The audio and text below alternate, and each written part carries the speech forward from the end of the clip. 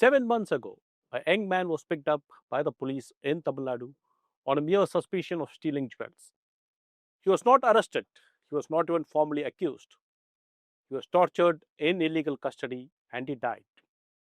Now, in February, the CBI has told the Madurai bench of the Madras High Court something chilling. The crime for which he was tortured never happened.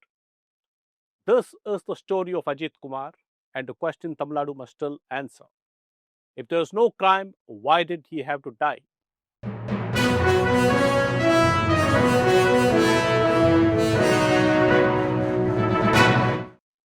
Vanakkam. This is T. Suresh Kumar. Thank you for joining me in this episode of the Hindu Focus Tamil Nadu. Today's episode is not easy to watch, but it is necessary. Today we are diving into a case from Tamil Nadu that is as heartbreaking as it is enraging.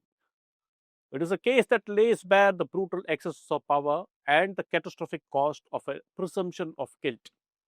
It is the case of B. Ajith Kumar, the 27-year-old temple security guard in Sivaganga district who died in illegal police custody for a crime that we now know may never even have happened.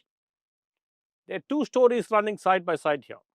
One is about a missing jewelry complaint, which the CBI now says is closed. The other is about a young man beaten to death by the police on a suspicion that he stole those very missing jewels. The trial in this case is still ongoing. Let us start from where it all began. June 27, 2025. Ajith Kumar, a contractual security guard, was posted in the famed Bhadrakali Amman temple in Manapuram in Sivaganga. A woman, Nikita, who had come to the temple with a wheelchair-bound mother Sivagami, sought his help to park the car and gave him the key. With help from his friends, he parked the car and returned the key. End of the matter. No. Later, Nikita claimed 9.5 sovereigns, gold ornaments, and rupees 2,500 were missing from a bag which she had left inside the car. She suspected Ajith Kumar. Acting on an oral complaint alone, without registering an FIR, the police picked up Ajith. They found nothing and let him go. The next day, under instructions from the Madurai DSP, a special police team was formed. Ajith was picked up again. This time, he was not taken to a police station. Instead, he was moved from place to place, a veterinary hospital, a ground near an Adi Dravida hostel, a grove, clearly to avoid public eyes. He was beaten with lathis, with pipes. It was not an interrogation. It was a brutal torture session. Chili powder was sprinkled on his wounds and private parts. His younger brother said Ajith, in unbearable agony, even lied about hiding the jewels just to make the beating stop. When he could not produce the jewels, the torture resumed until he collapsed. He died at a hospital. What was the police's first story? They claimed he had an epileptic seizure while trying to escape. But a public outcry, witness accounts, and a secretly filmed video of the beating shattered that lie. His post-mortem report is a document of horror. Over 44 external injuries, cigarette burns, his brain was bleeding, his internal organs showed hemorrhages. The report completely destroyed any attempt at a cover-up. When the matter reached the Madras High Court, Justice S.M. Subramanian made a poignant observation.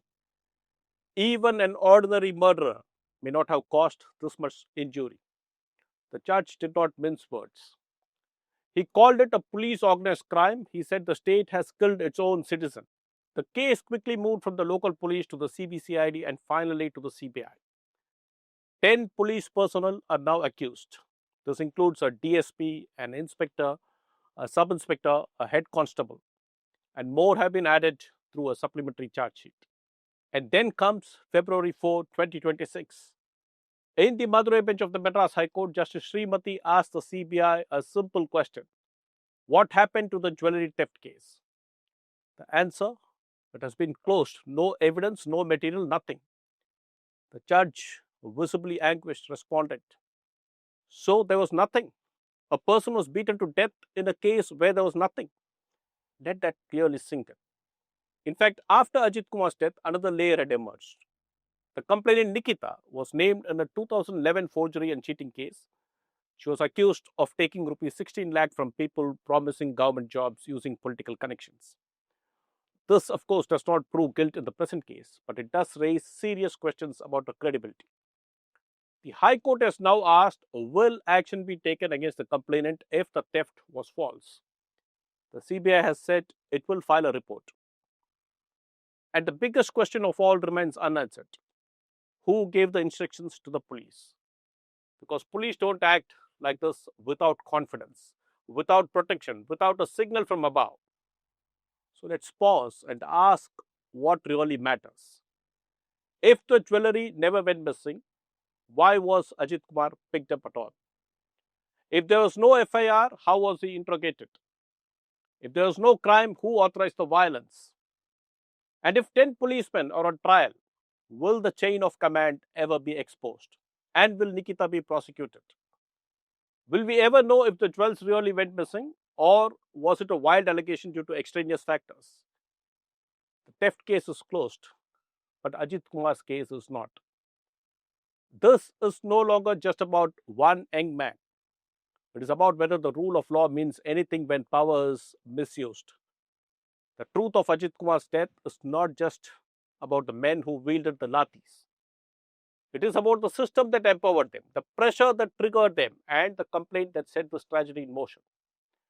We will be watching, because justice delayed here is justice denied to all of us. On that note, this is T. Suresh Kumar signing off. I shall meet you in another video. Thank you.